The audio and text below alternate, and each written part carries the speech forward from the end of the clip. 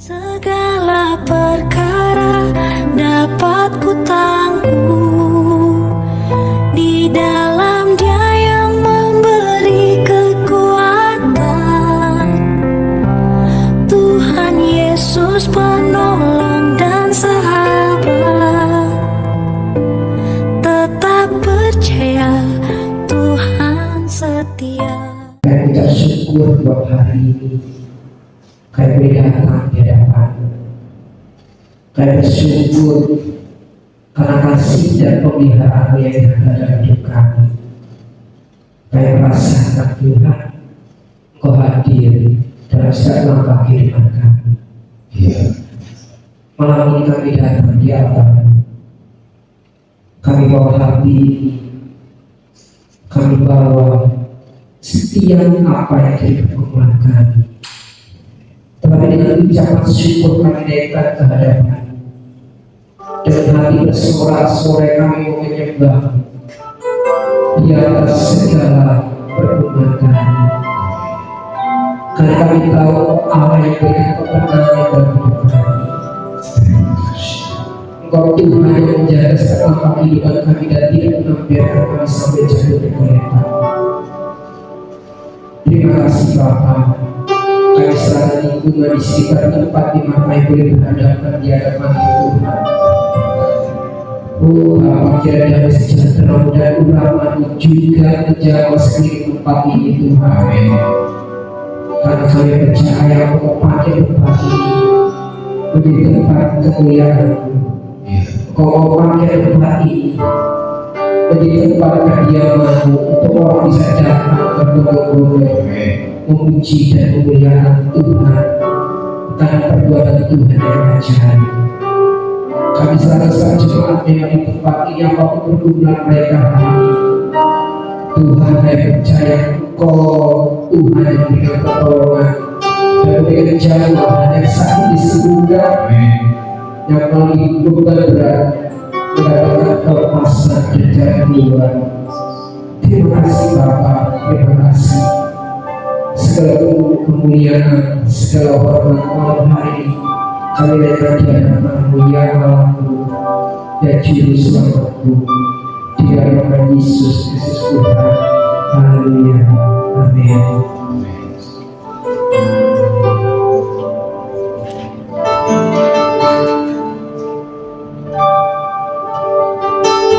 Ini hatiku menyembah-Mu,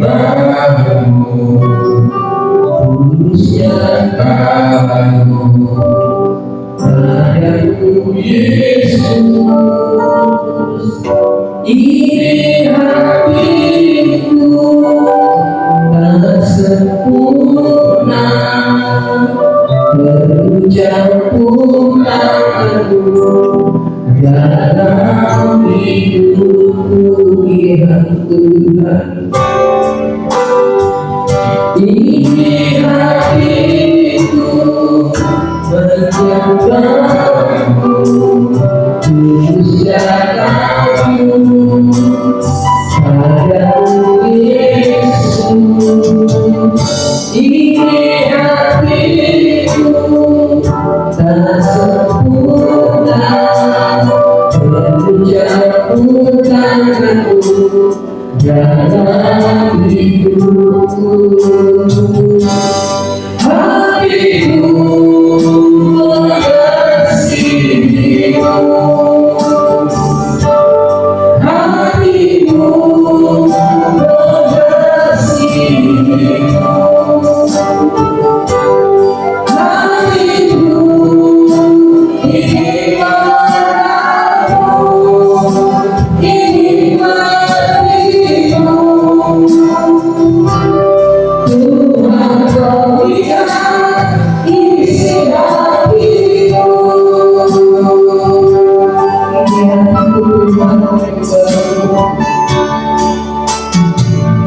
Ini hatiku menyembah-Mu,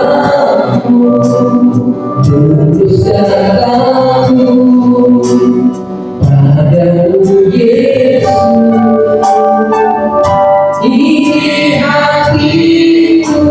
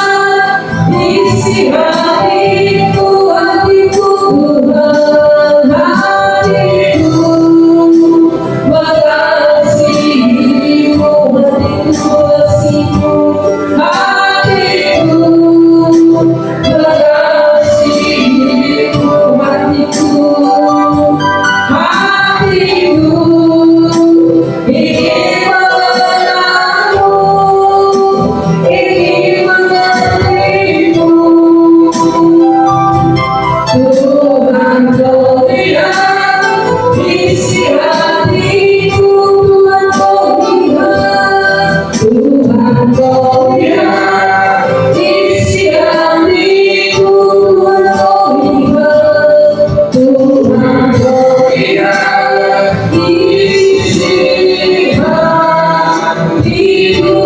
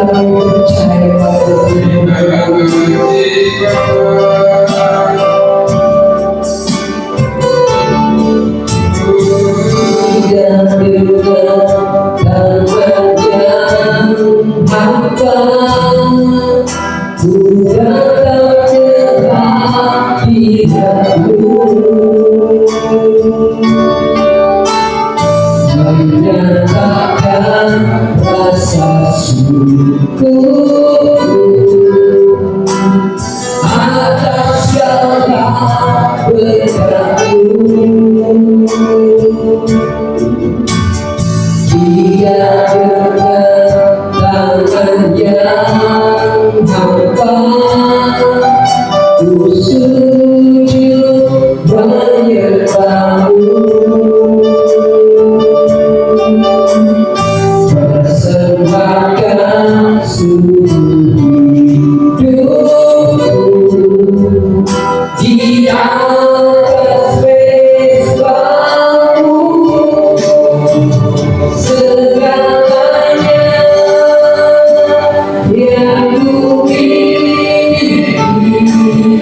semuanya daripadamu kan ku bawa persembahanku biar terbaik hanya bagimu segalanya yang ku miliki semuanya daripadamu kan ku bawa persembahanku yang terbaik hanya bagimu.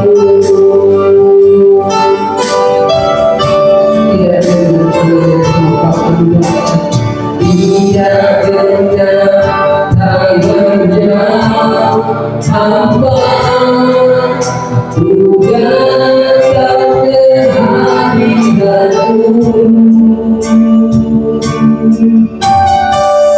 menyatakan rasa syukurku atas segala berkatmu.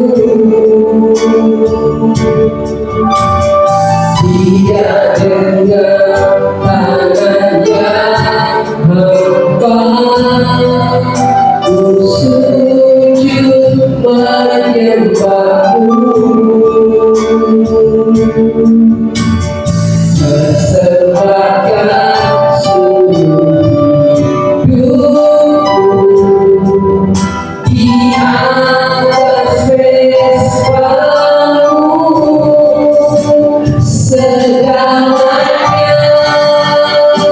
yang ku miliki semuanya daripadamu kan ku bawa persembahanku yang terbaik hanya bagimu.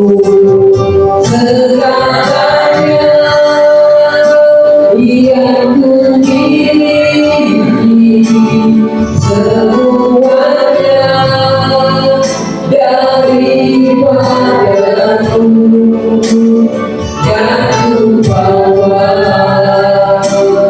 persembahanku yang terbaik hanya bagimu.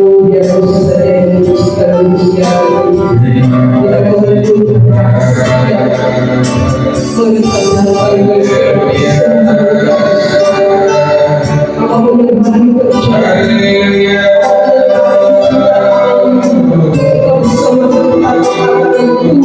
pujian terima kasih. Engkau baik, Engkau selalu baik dalam segala keadaan. Aku berdoa ini itu bukan kekuatan kita, itu bukan kepanjangan, suatu kasih anugerahnya yang dilimpahkan kepada kita. Sekiranya manusia semua yang mengambil dari semua kebaikannya, bersyukur semua yang diberikan, bersyukur apapun kepada kita. Sekiranya manusia Engkau baik Tuhan. Terima kasih, terima kasih. Sekiranya pada masa manusia mungkin dalam beban-bebanmu kita masih dalam sakit penyakit, tapi mari kita mengucapkan syukur karena kita mau percaya pada jalan-jalan indah yang kita kerjakan dalam hidup kita, buat keluarga kita, buat iman dan kedewasaan iman kita. Sekiranya para masa dalam bersih Kau baik Tuhan, apa yang menjadi dalam iman jemaat ini Engkau tetap baik. Sekiranya para masa dalam bersih Apa persoalan ini hadapi hadapi. Oh Tuhan, kami percaya Engkau punya rancangan yang indah. Engkau memberikan kami, Engkau memberikan kami Tuhan. Sampai kemuliaan kami, sampai melayani pertobatan dan hidup kami, dan disempurnakan dan benar di hadapan Tuhan.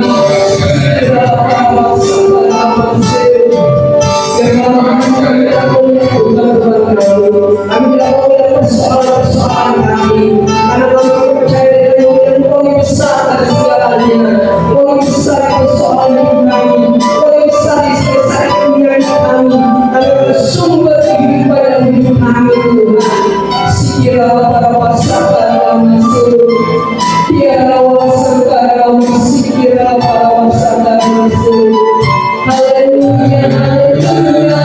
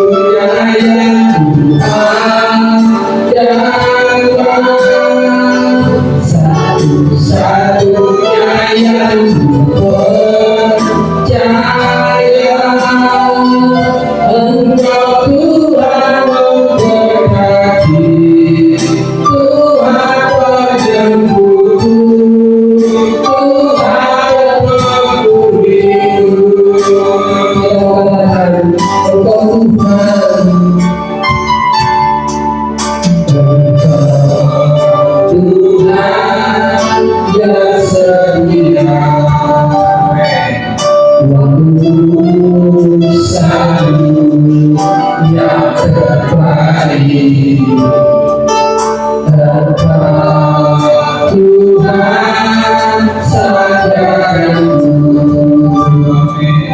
dan ku hanya berharap padamu. Engkau Tuhan, Engkau Tuhan, ya seluruh urusanmu dan terbaik dengan waktu yang terbaik. Tuhan mensadarkanmu, Engkau Tuhan dan berharap padamu. Tuhan satu-satunya yang kuandalkan, satu-satunya yang kupercaya. Engkau sumber kekuatan, sumber pengharapan, sumber kedamaian. Satu-satunya yang kuandalkan, satu-satunya yang kupercaya. Engkau hanya mendekati, Tuhan penjemputku, Tuhan pemberiku. Satu-satunya yang kuandalkan, satu-satunya yang kupercaya. Engkau sumber kekuatan, sumber pengharapan, sumber kedamaian. Satu-satunya hanya pada Tuhan, satu-satunya yang kuandalkan, satu-satunya yang kupercaya. Engkau Tuhan memberkati, Tuhan penyembuhku, Tuhan pemberiku. Engkau Tuhan memberkati, Tuhan penyembuhku, Tuhan pemberiku. Engkau Tuhan yang memberkati kami, Engkau Tuhan memberkati, Tuhan penyembuhku, Tuhan pemberiku. Baik percaya dalam siapa dalam kehidupan yang menyembuhkan, menginginkan dan jangan sampai kau itu berdua.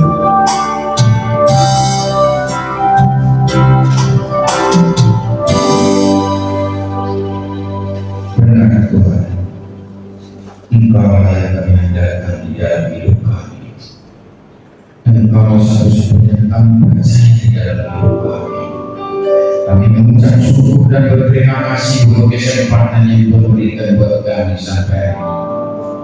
Jika kami ada di tempat kudus ini suatu kesempatan yang indah buat kami. Ada kesempatan yang Tuhan berikan buat kami, agar kami dapat menggunakan sebaik-baiknya, supaya waktu yang Tuhan berikan buat kami, agar kami bisa mengurai waktu itu. Berkatilah kami kegiatan kami pada malam hari ini, agar kegiatan kami bisa menyenangkan hati Tuhan, yang bisa memuliakan Engkau. Lebih kami melayani Engkau pada malam hari ini, kurang dengan musik, kurang bawa pujian, agar pelayanan kami bisa menjadi berkat buat orang lain, bisa menjadi berkat buat jemaat, sehingga pelayanan kami menyenangkan hati Tuhan. Terima kasih Tuhan Yesus, berkati saudara kami yang tidak bisa hadir. Dimanapun saudara kami berada, Tuhan memberkati, Tuhan melindungi. Kalau saudara kami keadaan lemah, berikan kekuatan.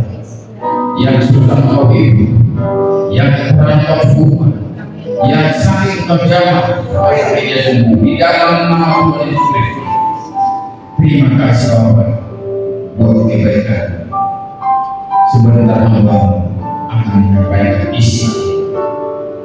Mari Bapak urapi hamba agar setiap firman yang kita bukan pada malam hari ini biarlah berasal dari Engkau, sehingga lewat firman ini kami dibuatkan, kami diberkati, kami sambut firman penuh ucapan syukur dan sukacita hanya di dalam nama Tuhan Yesus. Bagi yang percaya, mari kita sama-sama berdoa. Amin.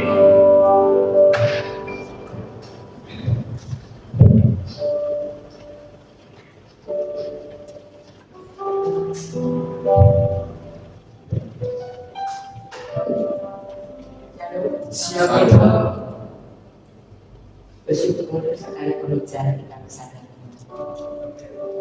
Hari ini saya akan bawakan satu tema, yaitu doa yang meneguhkan iman. Bapak Ibu yang dikasih oleh Tuhan Yesus, bulan ini, minggu ini, kita sudah memasuki hari-hari pengulangan dari penderitaan yang dialami oleh Tuhan Yesus. Sebelum dia mengalami penderitaan pada puncaknya ketika dia disalibkan di Golgota. Dalam Lukas 24 yang akan kita baca ini ya. Kita akan baca dari Lukas 22 ayat 39 sampai ayat yang ke-46. Di dalam tema di Taman Getsemani. Di Taman Getsemani. Di sini dikatakan demikian. Lalu pergilah Yesus keluar kota, dan sebagaimana biasanya ia menuju ke Bukit Zaitun. Murid-muridnya juga mengikuti dia. Anda bisa baca ya ayat yang benar. Setelah tiba di tempat itu, ia berkata kepada mereka, berdoalah supaya kamu jangan jatuh ke dalam pencobaan. 41. Kemudian ia menjauhkan diri dari mereka, kira-kira seperempat batu jaraknya. Lalu ia berlutut dan berdoa, katanya. 42. Ya Bapa, jika Engkau ambillah cawan ini daripadaku, Tetapi bukanlah kehendakku, melainkan kehendakmu yang terjadi. 43. Maka seorang malaikat dari langit menampakkan diri kepadanya untuk memberi kekuatan kepadanya. 44. ia sangat ketakutan dan mati bersungguh-sungguh berdoa. Peluknya menjadi seperti titik-titik darah yang bertetesan ke tanah. 45. Lalu ia bangkit dari doanya dan kembali kepada murid-muridnya. Tetapi ia mendapati mereka sedang tidur karena duka cita. Kita baca sama-sama. Katanya kepada mereka, bangunlah kamu tidur, bangunlah dan berdoa, supaya kamu jangan jatuh ke dalam pencobaan. Amin. Jadi Tuhan Yesus pun saudara, dia adalah Allah yang turun ke dunia sebagai manusia. Itu dalam kitab Yohanes ya.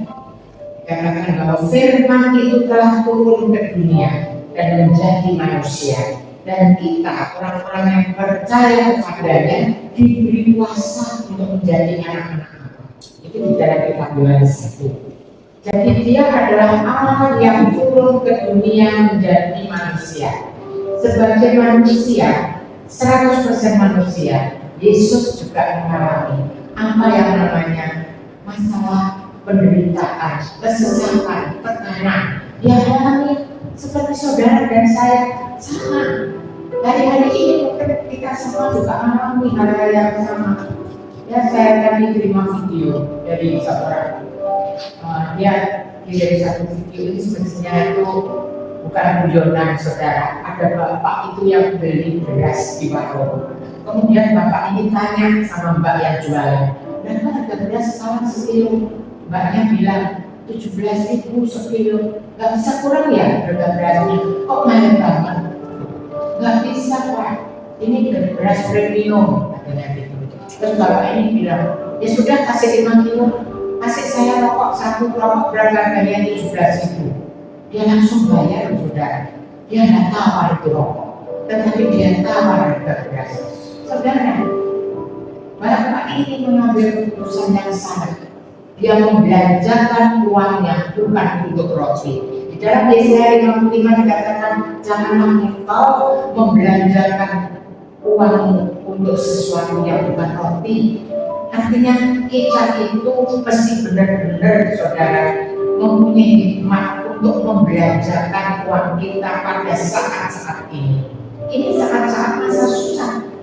Saudara mengalami susah, Yesus juga sama, saudara. Hari ini kita akan belajar apa yang dilakukan Yesus ketika dia menghadapi masalah yang besar dalam hidupnya. Masalah yang mungkin tidak bisa seorang pun menanggungnya di dunia ini. Apa Yesus tahu rencana Bapa? Pasti dia tahu. Apa dia mau menolak rencana Bapa? Kalau kita lihat tadi ayat 39 dia dikatakan, lalu pergilah Yesus ke luar kota sebagaimana biasa ia menuju ke Bukit Zaitun. Ya, jadi Yesus tidak pernah dia itu menolak kehendak Bapa, tidak pernah. Ya, Yesus tidak pernah lari dari permasalahan. Ini yang harus kita ingat, harus kita tahu di dalam hati dan pikiran kita. Apapun yang saudara alami dalam hidup ini, ayo kita menuruti teladan yang sudah dilakukan Yesus. Ya, tidak pernah. Dia lari dari masalah, enggak. Dia bisa lari dari kehendak Bapa. Dia tidak perlu datang ke Bukit Zaitun yang biasanya dia lakukan setiap hari. Di dalam kitab Lukas 21 ayat 37 itu dikatakan gini, Yesus itu kalau pagi dia mengajar di Bait Allah di Yerusalem, tetapi kalau malam dia pergi ke gunung. Jadi dia tidak tidur di Yerusalem, dia pergi ke gunung, yaitu ke Bukit Zaitun, ke situ. Jadi rupanya Bukit Zaitun itu merupakan satu tempat yang istimewa, di mana ada relasi antara Yesus dan Bapa di surga. Di tempat itu dia ketemu dengan Bapa di hadiratnya, dia mendengar apa yang Bapa inginkan. Relasi dengan Bapa di surga ini satu hal yang sangat penting di dalam kehidupan kita orang percaya. Jadi kalau Anda dan saya menghadapi masalah, ada masalah dalam kehidupan kita, baik itu masalah keluarga, masalah anak-anak, masalah ekonomi, masalah pekerjaan, mungkin masalah-masalah di dalam pelayanan dan sebagainya. Tidak ada satupun orang di bumi ini dia yang lolos dari masalah. Hadapi masalah ini. Kita cari akar masalahnya itu apa. Tentu saudara dan saya harus punya kepekaan untuk itu. Itulah sebabnya dikatakan bahwa Yesus pergi ke Bukit Zaitun, tempat di mana dia bertemu dengan Bapa di dalam hadiratnya dengan kehendak dan rencana Bapa. Saya percaya kalau Anda dan saya mempunyai sikap hidup yang seperti dilakukan oleh Tuhan Yesus, setiap kali ada hubungan pribadi dengan Bapa, setiap kali dia mengutamakan Bapa di dalam hidupnya, nanti ya, kita sudah baca, ketika dia berdoa murid-muridnya gimana? Tidur. 3 kali dia minta murid-muridnya menyertai dia, 3 kali mereka tidur. Dikatakan tadi terlalu sedih, tidak saudara. Tidak ada terlalu sedih. Memang murid-muridnya itu saya bilang suka tidur ya. Saya lihat beberapa jemaat di sini kalau firman diberitakan tidur saudara. Saya sampai disenggol ini sama istrinya Pak Awi itu. jemaat untuk tidur itu katanya Pak Awi katanya. Ya saya nggak bisa bilang apa ya. Itu tergantung bagaimana hubungan kita dengan Tuhan. Kalau Anda menghargai Tuhan, menghargai seluruh apa yang difirmankan sebagai bekal di dalam kehidupan Anda dan saya, hati pikiran kita pasti kita akan curahkan. Cuma 1 jam saja. Makanya dikatakan, mengapa engkau tidak bisa menjaga-jaga bersama aku selama 1 jam saja. Kita di gereja ini firman lama tidak berkata, tetapi banyak orang tidak menghargai kehadiran Yesus. Bahkan saya lihat beberapa orang itu lari keluar, ya, masuk lagi lari keluar. Ada yang nggak balik-balik ke saudara. Saya bisa bingung Tuhan, saya ini ngomong apa sebenarnya? Saya ini sebenarnya mau ngomong apa? Kalau engkau tidak menghargai Tuhan, engkau tidak dihargai Tuhan. Itu cuma dibagai. Apa yang engkau lakukan akan engkau Tuhan.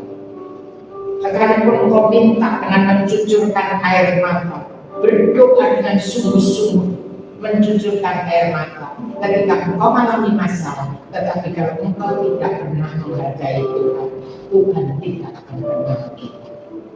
Jadi masalah itu boleh datang. Yesus mengalami masalah datang, dan masalah yang datang itu dihadapi. Yang lari, saudara dia lari, ya.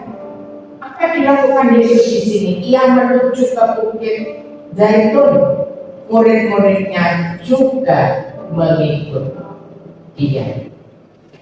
Mana Yesus pergi, murid-muridnya itu juga mengikut Yesus. Ini yang kita katakan.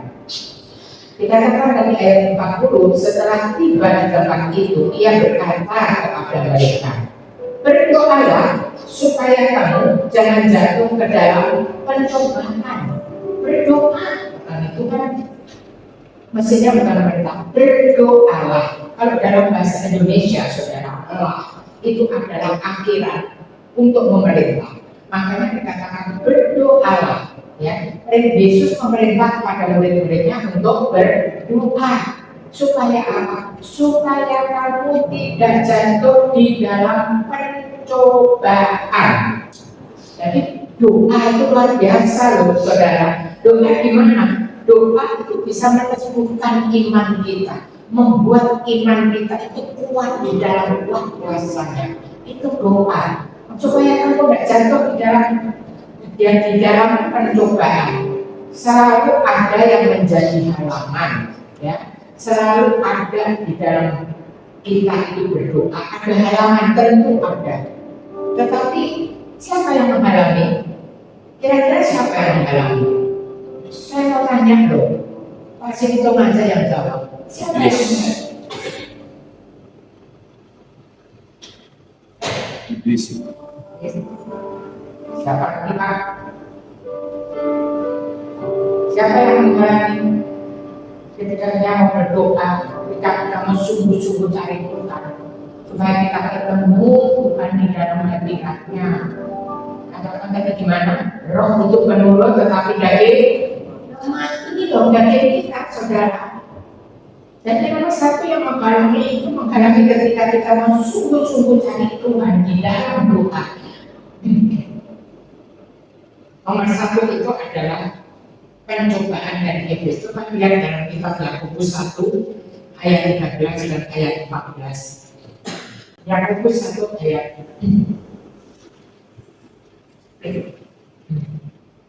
Yakobus 1 ayat 13 dan ayat 4.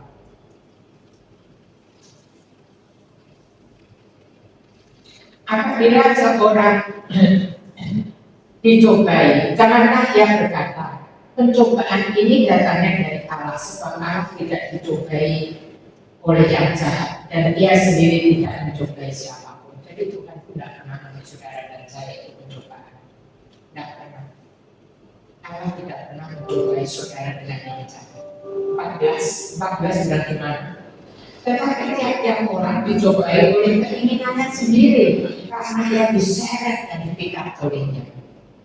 Jadi percobaan itu Allah tidak pernah mencobai Anda dan saya, itu dicobai oleh keinginan sendiri. Keinginan apa? 1 Yohanes 2 ayat 15 sampai 17.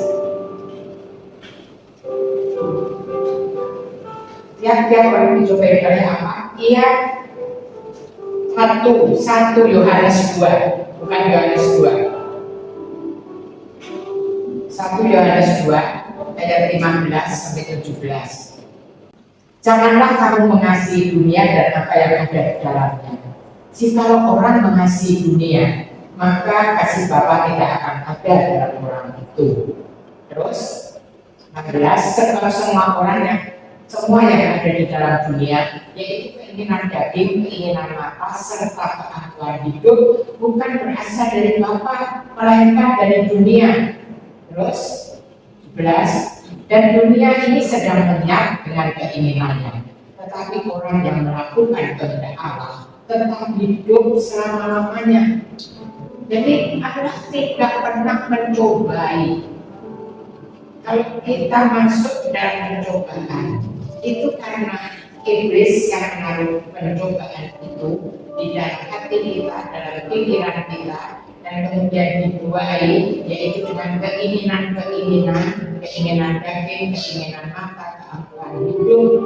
Kalau kita masuk di dalam pencobaan itu dan kemudian kita melakukan apa yang iblis taruh dalam pikiran dan hati kita, maka kita akan jatuh, saudara. Karena semua yang ada di dunia ini akan lenyap, yang tetap itu hanya satu, yaitu melakukan kehendak Bapa yang ada di surga. Maka dikatakan dikatakan dalam kitab Yakobus 1 ayat 13, dikatakan demikian, berbahagialah apabila seorang ayat 12 saya pilih 12. Berbahagialah orang yang bertahan dalam pencobaan, sebab apabila dia sudah tahan uji, ia akan menerima mahkota kehidupan yang dijanjikan Allah kepada barang siapa yang mengasihi dia. Jadi kalau kita sekarang sedang dalam pencobaan, saudara, ya mungkin bukan karena iblis, tetapi karena keinginan kita, keinginan daging kita. Ya, hanya orang, saudara, kalau saudara nggak percaya nanti ya, kalau ada sale itu akhir tahun biasanya orang itu berbondong-bondong, saudara, pergi belanja, nggak usah di mall-mall. Kalau ada sale misalnya, saudara pergi ke ini apa namanya toko swalayan ya, di situ beli 2 bonus 1, beli 2 sudah diskon masih bonus 1. Nah, perlu itu dibeli, saudara. Tadi Pak Andre tadi kami baru ngomong gini, ini murah ini, sudah beli 2 dapat diskon, masih dapat bonus 1. Ya, saya bilang enggak apa-apa, itu memang perlu, kita mesti punya. Soalnya Pak Andre itu harus sedia teh manis di kulkas. Kalau dia pas dalam keadaan drop, cepat-cepat ambil teh manis diminum. Jadi saya bilang enggak apa-apa. Tapi lain kali kalau ada barang kayak ini kamu enggak perlu, ya usah beli. Ibu-ibu kan sering gitu ya. Kalau ada diskon harganya sudah murah, dapat bonus lagi. Nah itu namanya keinginan mata. Ya. Kalau keinginan daging itu ingin senang terus saja, tidak mau susah.